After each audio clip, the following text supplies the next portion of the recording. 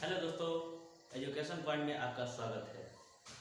आज आपको लेकर आया हूँ 10th क्लास के चैप्टर नंबर 12 से एक बहुत ही महत्वपूर्ण ही प्रश्न, जिसको लेकर बिहार एग्जामिनेशन में हर साल पूछे जाते हैं।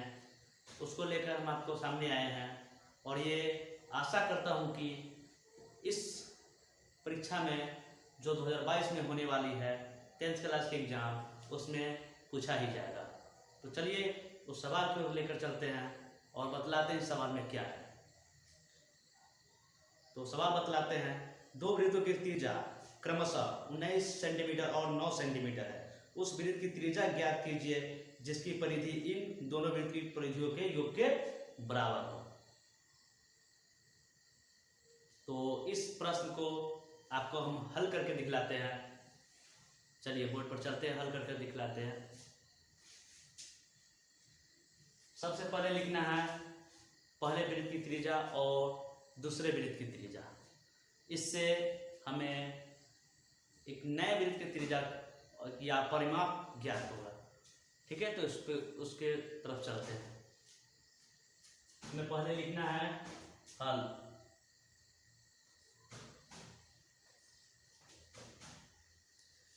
और अब लिखना है पहले वृत्त की त्रिज्या मतलब आर। त्रिज्या को हम आर से व्यक्त करते हैं। ठीक है, वृत्त में त्रिज्या को हम आर से व्यक्त करते हैं। तो हम लेकर चलते हैं सवाल को। लिखना है पहले वृत्त की त्रिज्या।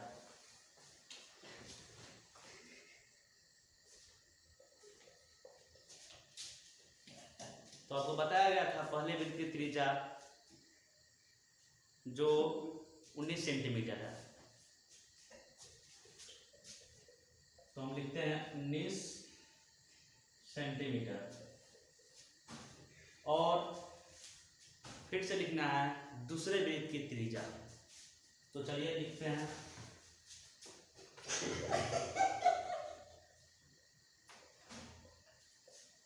दूसरे वृत्त की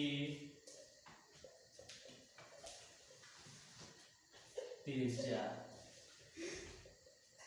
दूसरे वृत्त की त्रिज्या जो है 9 सेंटीमीटर। तो अब लिखना है नया तथ्य लिखना है जिसमें हमें नए वृत्त की त्रिज्या परिमाप ज्ञात करना है।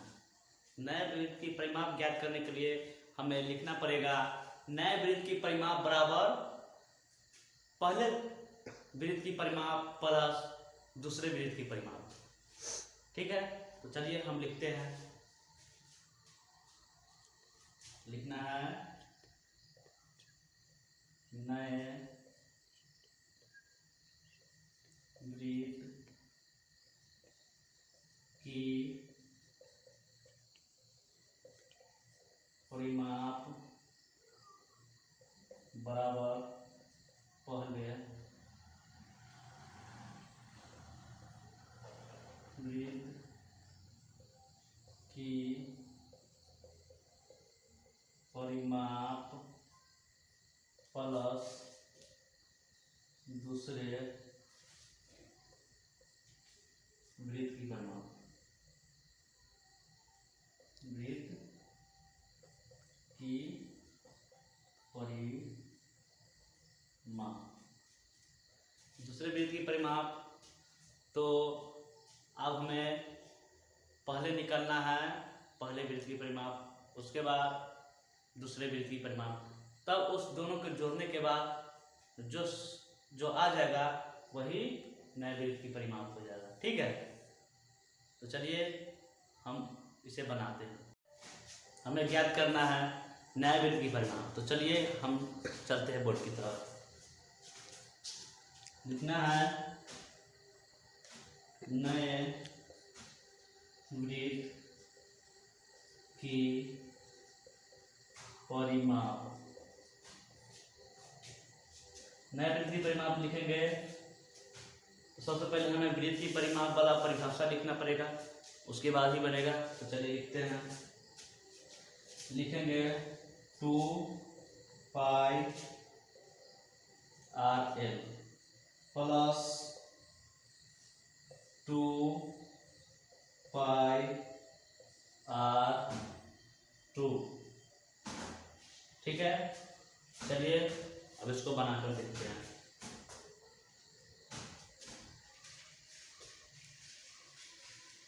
लिखेंगे 2 पाई कोस्ट, हम इसे समीकरण की तरह बना रहे हैं। ठीक है, समीकरण की तरह बनाने के लिए पाई प्लस छोटा बड़ा आर ये वाला ले लिए और ये वाला, ठीक है, कोष्ठ में आ जाएगा।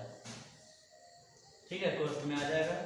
उसके बाद बनाते हैं पाई का मान कितना, पाई का मान कितना होता है, पाई का मान 22/7 होता है। ठीक है, पाई का मान 22/7 होता है। तो चलिए बनाते हैं। पाई का मान 22/7 होता है। तो गुने 22/7 इंटू आर के मान कितना है पहले का, ये मान लिया पहले का, और ये दूसरा का, समझ गए, ये दूसरा का छोटा वाला आता है स्मॉल, इसको लेकर चलते 19 प्लस 9। ठीक है, अब इसको हल करते हैं। अब इसको हल कर कर जो आंसर आएगा वही हमारा नया वृत्त की परिमाप हो जाएगा। ठीक है, तो चलिए हल करते हैं। अब इधर जगह नहीं इसलिए इधर हल कर रहे हैं। 2 गुने 22/7 गुने 9 दूना 18 मतलब 28 हो गया, 28।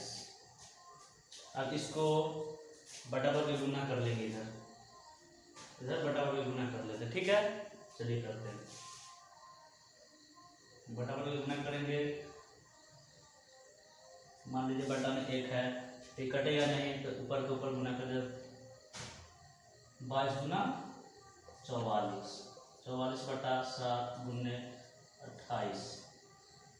अब इसको भी बटाबर में गुना करेंगे और जो आएगा वो हम लिख देंगे। तो चलिए लिखते हैं।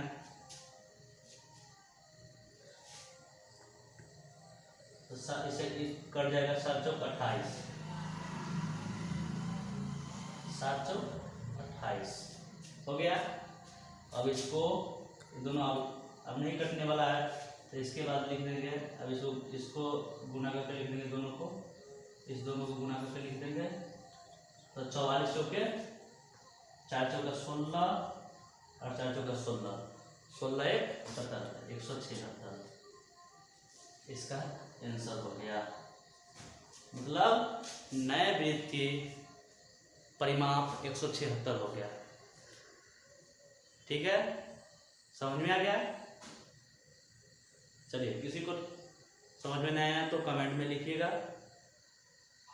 कमेंट में लिखिएगा, हम पूरा बतला देंगे। ठीक है, ओके, थैंक यू, धन्यवाद।